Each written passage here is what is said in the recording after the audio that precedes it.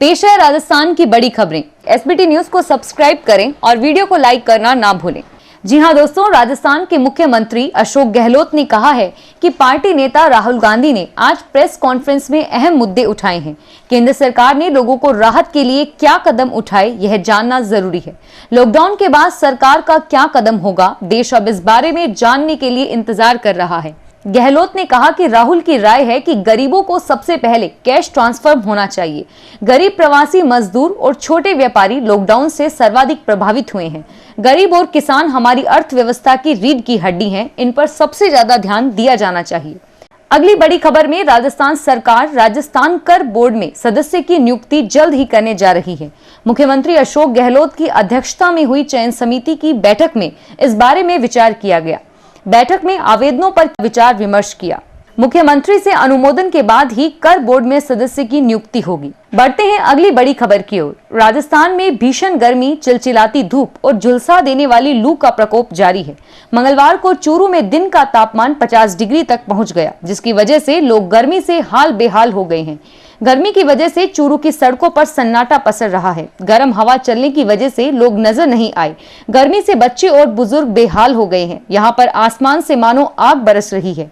नौतपा में शेखावटी इलाका भट्टी के समान तप रहा है। मौसम विभाग ने कहा कि उत्तर भारत के अनेक हिस्सों में 29-30 मई को धूल भरी आंधी चलने और गरज के साथ छींटे पड़ने की संभावना है, जिससे लू के प्रकोप से राहत मिल सकती है। मौसम विभाग ने बताया कि राजस्थान में जोधपुर, बीकानेर, जयपुर, अजमेर, भरतपुर और कोटा संभाग के कुछ क्षेत्रों में लू का प्रकोप और बढ़ सकता है।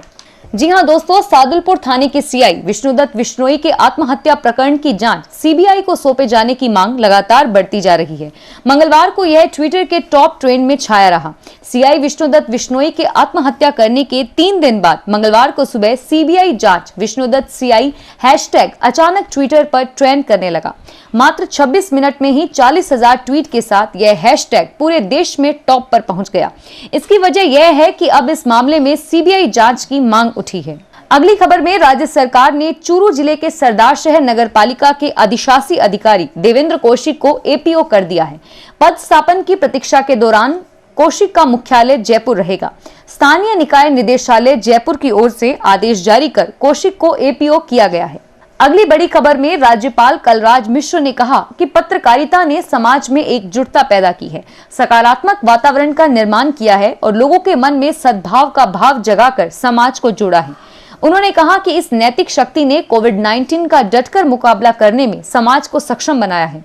राज्यपाल ने मीडिया के संवाददाताओं, छायाकारों और हॉकर्स को कोरोना वॉरियर्स बताते हुए उन सभी का अभिनंदन किया। वे मंगलवार को जयपुर में राजभवन से वीडियो कॉन्फ्रेंसिंग के माध्यम से कोविड-19 के संकट में भारत निर्माण में पत्रकारिता की भूमिका विषय पर आयोजित वेबिनार को संबोधित कर रहे थे। उच्च शिक्षा राज्य मंत्री भंवर सिंह भाटी ने कहा कि मुख्यमंत्री अशोक गहलोत ने राज्य में पत्रकारिता को बढ़ावा दिया है। मुख्यमंत्री ने अपनी पहली ही बैठक में पत्रकारिता विश्वविद्यालय खोलने की पहल की। वेबिनार में हरिदेव जोशी पत्रकारिता एवं जनसंचार विश्वविद्यालय के कुलपति ओम थानवी ने कहा कि संकट की घड़ी में मीडिया ने मर्यादा के साथ जिम्मेदारी को निभाया है। राज्य सरकार ने लॉकडाउन 4.0 में छूट का दायरा बढ़ाते हुए एक बड़ा फैसला किया है। अब शादी समारोह के आयोजन के लिए एसडीएम से परमिशन नहीं लेनी होगी, लेकिन शादी समारोह में 50 लोग ही शामिल हो सकेंगे। एसडीएम को शादी के बारे में सिर्फ पूर्व सूचना देनी होगी, किसी तरह की मंजूरी लेने की कोई आवश्यकता नहीं है। लॉकडाउन 4 की शुरुआत के वक्त राज्य सरकार की ओर से जारी गाइडलाइन में बताया गया था शादी समारोह के लिए एसडीएम से परमिशन लेना होगा, लेकिन अब राज्य सरकार छूट का दायरा बढ़ाते हुए शादी समारोह के आयोजन को लेकर अब परमिशन की बाध्यता खत्म कर दी है। शादी की पूर्व सूचना देने से काम चल जाएगा। अगली बड़ी खबर राजधानी जयपुर से। जयपुर में वैशाली नगर निवासी युवती से गैंग रेप और मर्डर केस के मुख्य आरोपी अंकुश कुमार ने मंगलवार सुबह सुसाइड कर लिया।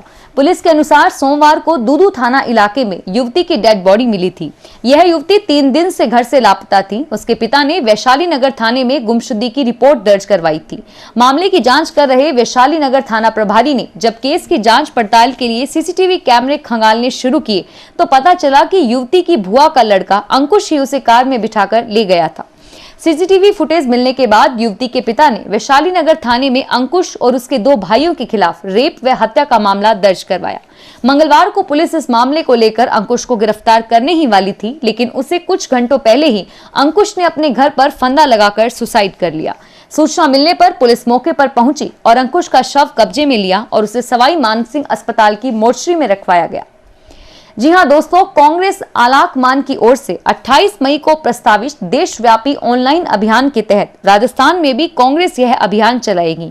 कोरोना महामारी से त्रस्त प्रवासी श्रमिकों, कामगारों, लघु व्यापारियों, असंगठित क्षेत्र के कर्मचारियों समेत इनकम टैक्स के दायरे में नहीं आने वाले लोगों के लिए कांग्रेस ने यह अभियान चलाया है। प्रदेश कांग्रेस अध्यक्ष सचिन पायलट ने बताया कि प्रभावित लोगों को राहत देने के लिए सोनिया गांधी और राहुल गांधी ने समय समय पर सुझाव दिए, जिन्हें केंद्र सरकार ने नकार दिया। इस बुलेटिन की अंतिम खबर में राजस्थान के सरसरिका बाग परियोजना में मंगलवार को बड़ी खुशखबरी मिली। सरसरिका में बाघिन ने 3 शावकों को जन्म दिया। जंगल में लगाए गए कैमरों में तीनों शावक अपनी मां के साथ घूमते दिखाई दिए। शावकों की उम्र 2 महीने से अधिक है। लॉकडाउन में सरसरिका से दूसरी बार वन्य जीव प्रेमियों के लिए यह अच्छी खबर आई है और इससे पहले 31 मार्च को बाघिन के एक साथ शावक पानी के कुंड में अटखेलियां करते हुए कैमरे में कैद हुए थे। मुख्यमंत्री अशोक गहलोत ने ट्वीट कर कहा कि कोरोना की चिंताओं के बीच बाघिन ST12 ने अच्छी खबर दी है। सरसरिका बाघ अभयारण्य में अब 20 बाघ हो गए हैं। फिलहाल इस बुलेटिन में इतना ही और फिर हाजिर होंगे तमाम बड़ी खबरों के साथ। SBT न्यूज के वीडियो देखने के लिए हमारे चैनल को सब्सक्राइब करें और नोटिफिकेशन पाने के लिए बेल आइकन पर क्लिक करें। धन्यवाद।